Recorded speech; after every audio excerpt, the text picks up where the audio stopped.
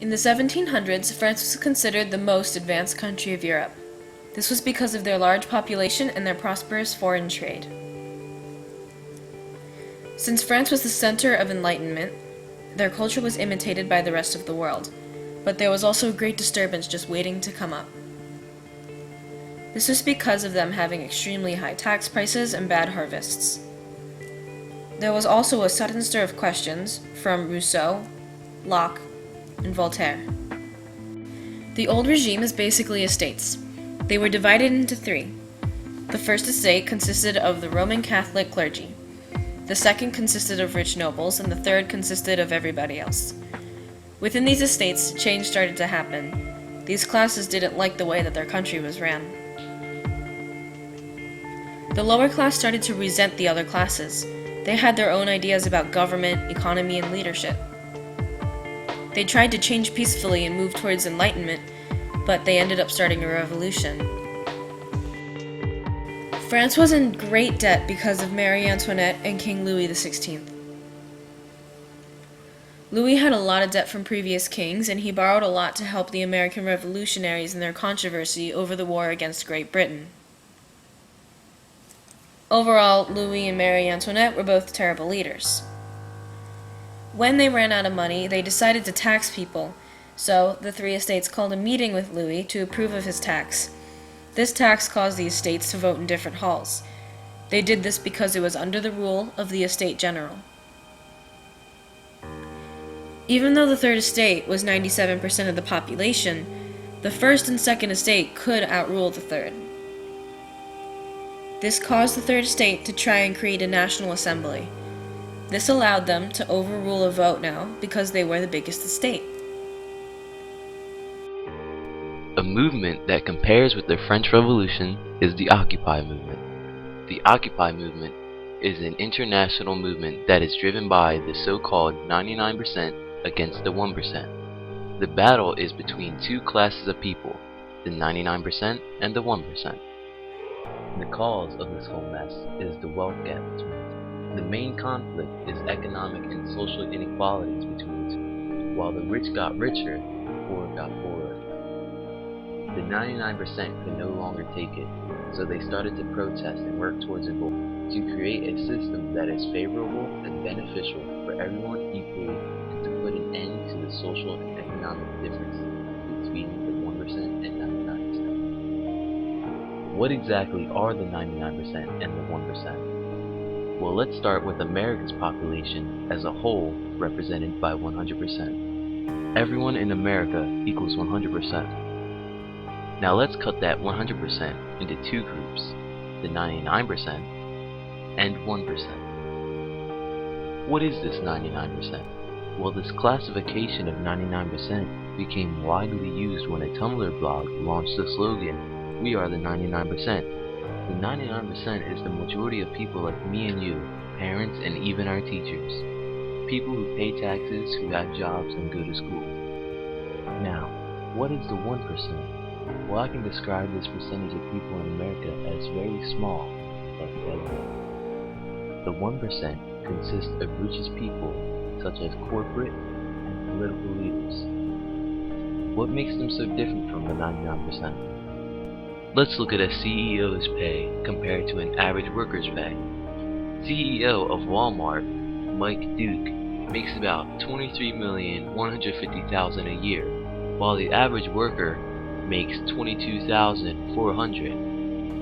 Therefore, the ratio of CEO Mike Duke to the average worker is 1,034 to 1. In other words, he makes 1,034 times more than an average worker of Walmart. Isn't that unfair?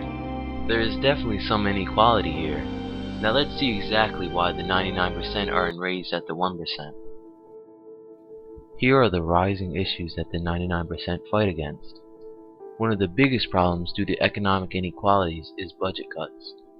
Much of the city has been damaged from the 1% and loss of money that is directed toward other uses. Buildings such as schools have lost much money because of this. Due to budget cuts, the education of students have been disturbed. Schools have even been shut down. Teachers have been laid off. It is nothing good overall. Another problem is living wage. The wages of workers are too low and are not enough to support most families due to the 1% taking most of the money earned. Also, there is corporate influence, which affects the 99%. Money is being used towards corporations and even political campaigns instead of the benefit of the people. Next, healthcare is a problem, for 1 in 6 Americans don't have healthcare. Also, people have begun to become unemployed. Because of budget cuts on jobs, graduates now have a harder time finding a job. Education has nearly gone to waste. Lastly, foreclosures are a problem, for houses have been seized by bankers because people cannot afford to pay the taxes. Now that you have seen all the issues, let's see some Occupy movements happening today. The first example is Occupy Spain.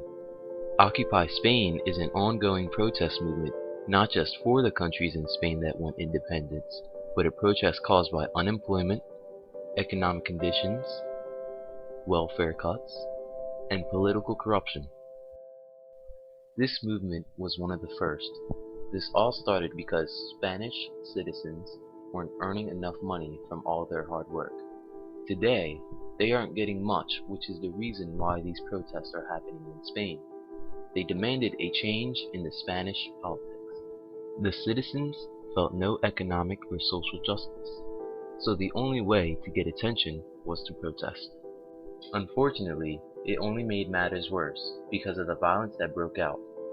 Citizens used clubs to smash shop windows and set dumpsters and cars on fire, causing destruction. Police used tear gas and water cannons to settle down the crowd. One of the most inspirational movements that led to many other movements within the Occupy movement is Occupy Wall Street.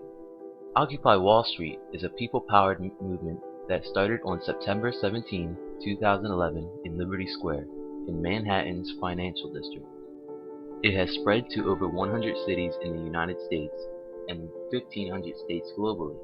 Occupy Wall Street fights back against the power of major banks and multinational corporations over the democratic process that has created an economic collapse that has caused the greatest recession in generations. Occupy Wall Street was inspired by uprisings in Egypt and Tunisia and targets the richest 1% of the people that are manipulating the economy and preventing the other 99% from having a stable future. People began to notice that the rich were getting richer and the poor were getting poorer. They noticed that the middle class was beginning to diminish into the lower class. The middle class and lower class became infuriated because of this. If the rich kept this up, the wealth gap between the two would become wider and wider. The 99% worked towards several goals: to reduce the influence of corporations in politics, a more balanced distribution of income, more jobs as well as better jobs, bank reform, relief for indebted students, and to solve the foreclosure of homes and businesses. So, protesters marched up Wall Street. The movement consisted of young people, and as it grew, older people joined.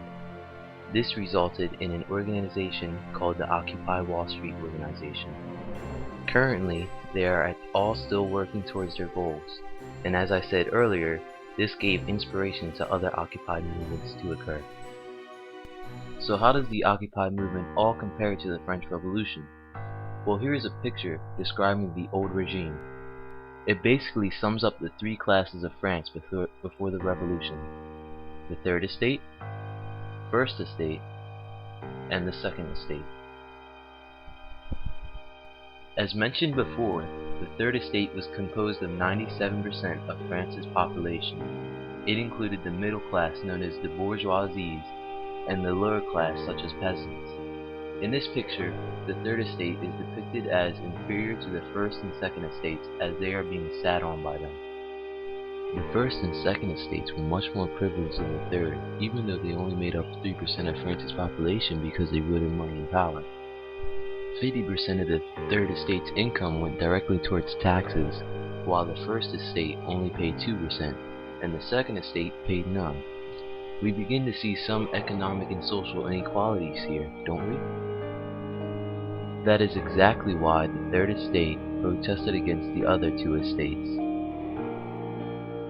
Similarly, the Occupy movement portrays the same problem between the 99% and the 1%. This picture describes the inequality between the 99% and the too big to fail 1%. While most of the 99% are barely making enough income to support themselves and family, the 1% are sitting back watching us work while they are making most of the money. So is it fair to say that the French Revolution compares to the Occupy movement? Of course it is. The Third Estate and 99% are the same, making up the majority of their populations and fighting for the same cause, social and economic inequalities. But will the 1% listen to the cries of anger and rage? So far, not yet. But we are in for a change, hopefully. While researching, we came upon a different movement than the French Revolution, and this was the French students' protest. What is the French student protest, you ask? Well, in October of 2013, students from all over France were trying to show their objection to the aggressive deportation of their classmates, so they protested. The students then marched through Paris and blocked the schools so nobody could get in or out. The motives of the French Revolution and the French students' protests were different. In the French Revolution, they wanted to completely wipe out the government and reconstruct it. But with the French students, they just wanted to focus on this one issue and not everything else going on around them. The motive in the French Revolution was for equality between the Third Estate and the two other estates. They hoped to get rid of such things such as absolute rule. On the other hand, in the French students' protest, their motive was the issue of deportation of their classmates. And that is how they did it.